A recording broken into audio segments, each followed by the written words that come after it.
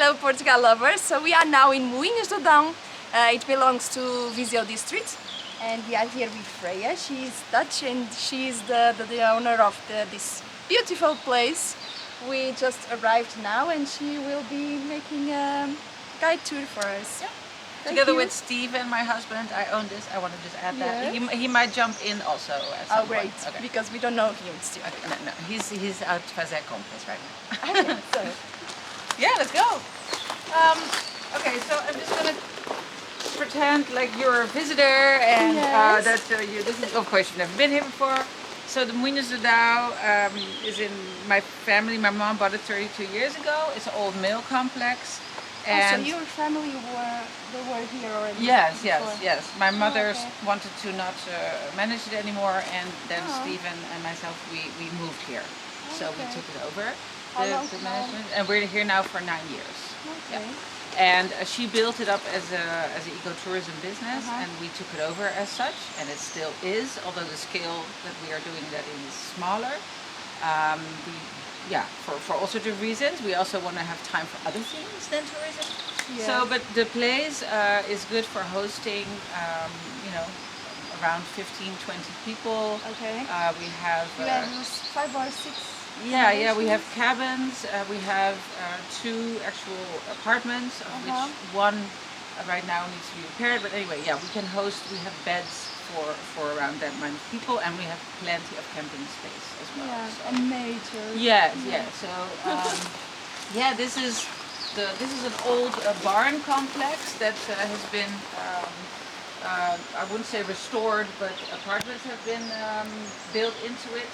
And in the last few years, Stephen and myself, we have also tapped back into our one of our main interests in life, which is art. And Stephen has a studio in here right now, which is an amazing What studio. kind of art? Stephen is mixed media, but he does drawing and painting, and finally he made himself a really beautiful atelier in here, which gives him the facilities to pursue this part of Because you also his do life. workshops. Yes, we've done. So our interest here is really to facilitate activities related to ecology and arts, because those are the 2 things that we are most passionate about. So to have people here that are working on these things really interest us, and so we've done writing workshop with a Dutch writer, and we've done yoga activities. Now I'm organizing a hiking I saw project. CuidaDão.org. I saw it. Yeah, I saw all the program, and it Yeah. sounds exciting. It's Yeah. really great. It's going to happen this year, because last year, of course, got cancelled. And it will be 30 April to 7 May. The first week of May. Yeah. We're walking the whole length of the Dow Valley, which is amazing. Yeah, so that's also one of the things that for us is very important, to do things that connect to the region, so that we are not just our little bubble here. Yes. And also try to work with local community as much as possible in that. So all right. Apart, and it has a bed for a single person, so it's a really kind of nice rustic place to stay for our volunteers. And we also use the cabins for that because you purpose. also receive volunteers here. For to sure, help, like so many places like us, we depend on the help of volunteers. So we're on Woof and on Helpbacks and Workaway and stuff. Woof definitely has been the main source of volunteers, and actually Pure Portugal also. It's been also a very helpful network to be connected to. Yeah. So behind you is our herb garden. Just a few things. Yeah.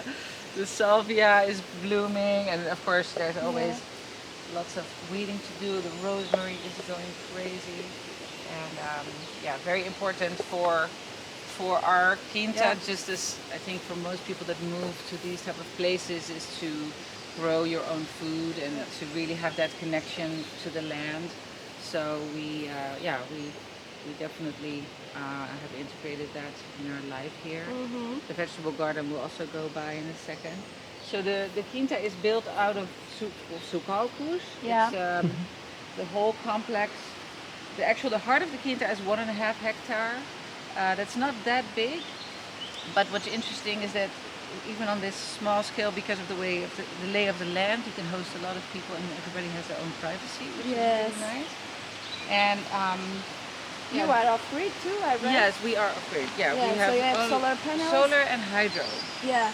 From the river. Yeah. The mill infrastructure is a gift because it effectively is the perfect infrastructure for setting up a hydro system. You know, you just put the roda where the roda of the mill used to be, and there you go. I mean, of course, it requires a little bit more, but so here to the right is where there's 5 mill channels. In here we have an accommodation where actually, unfortunately, the ceiling collapsed, so it doesn't really make a lot of sense to show this to you right now, but this is one of the spaces that we've used, and you actually sleep on top of the old mill, where the old millstones used to be. And here where the windows are, there's the living room, and you have view on the canal here. It's really... Wow, it's really lovely. Really magical. And here, this is where many years ago the horses would come here to load the bags with flour to bring the flour up to the villages, because the mill was all for mainly corn flour. So the broa of this area, a lot of that was milled here. And with 7 mills, right, it was quite a large enterprise. And so many people around here come with stories of, I used to carry 25 kilos of flour up the hill, which is a very steep hill. So it's a place that has a lot of memories for a lot of people of the area. And it's very rustic. Yeah. So here we have indeed the kitchen for when we have larger groups in the summertime, or when we in the past, or in the summer when we have 10 to 15 people staying on the quinta, then I also make meals. So 2 to 3 times a week we cook, and people can eat here with us. And here you have also some plants, like a nursery. This is back there is the chicken coop, and the stufa we usually use for starting plants, of course, right before the horta, and we can have frost here till mid-May, like the 20th. So we need to have all the tomatoes and stuff starting in here until after the 20th, and then we can put it in the horta. So we actually on the Moinhos are slowly, let's say, opening up the project or the place to work with other people here. And we are looking for a couple or 2 people that we think that in terms of numbers that works the best, probably 2 more people to become part of this place. Yeah. It's a very complex, big place with a lot of potential, and just the 2 of us, we can't really do all that and get what is in there sort of out. And this is one of the mills.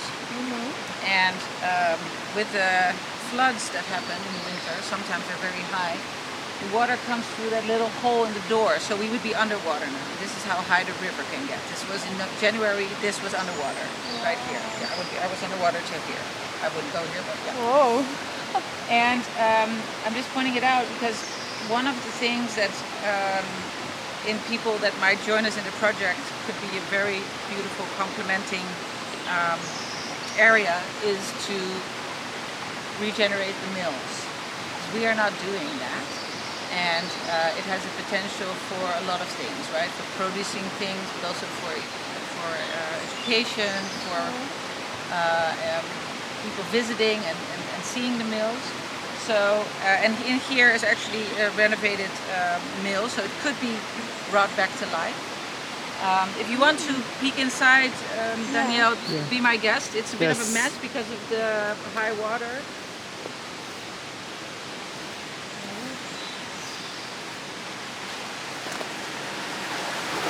The one in the back was renovated, and everything is still intact except for the road. I get like goosebumps right now. You could be doing here hard, you know? It's a privacy.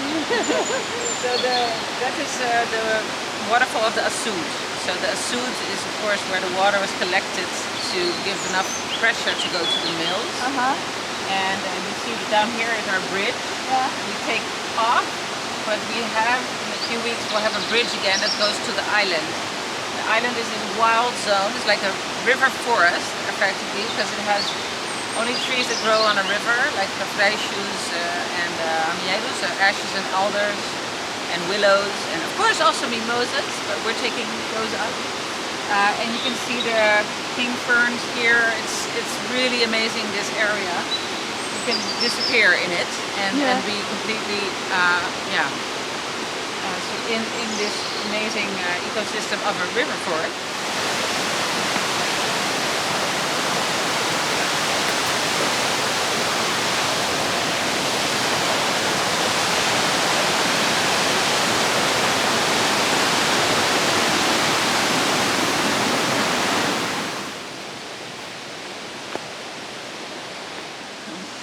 So if you would like to join to this project, you see here there is an opportunity to bring some life to these meal houses and collaborate with this project, because you also need some help, and so it could be a good partnership with someone who would like to join.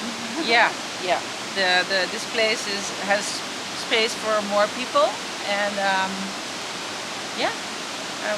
we're open to talking with people and just one step at a time, seeing what fits, what works, and people can just come visit, stay here for a night, get to know the place, and take it from there. Yeah, so thanks for coming to visit here. Yeah, thank you very much. You're very welcome. Welcoming so much. Yeah. It was a really nice visit, and also because of the remote, this is a very remote place.